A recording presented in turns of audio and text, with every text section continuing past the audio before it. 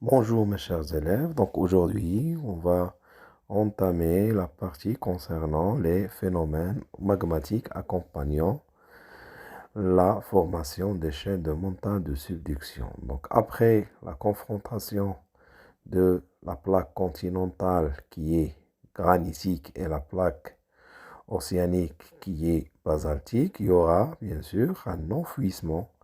de la chaîne, un enfouissement de la plaque océanique qui est dense sous la plaque continentale qui est moins dense, bien sûr, sous la plaque continentale qui est moins dense. Et donc,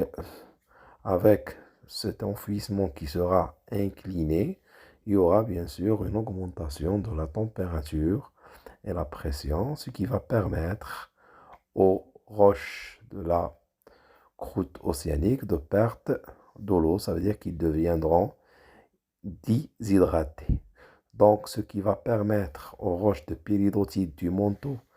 de la croûte continentale de se trouver sous les conditions de la fusion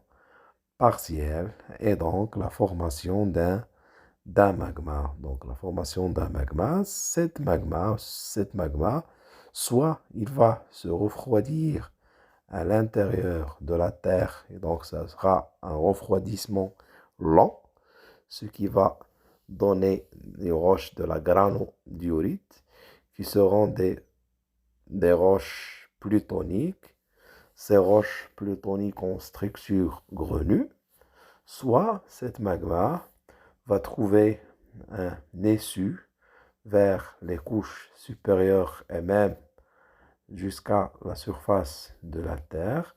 et donc il va donner des volcans andésitiques, ces volcans qui vont donner naissance à des roches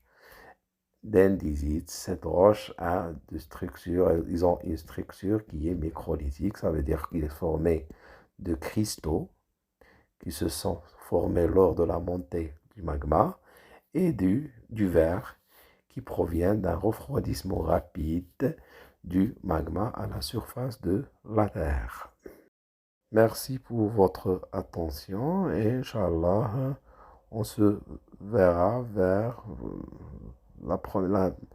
se verra dans la prochaine épisode qui sera consacré au cours de la géologie et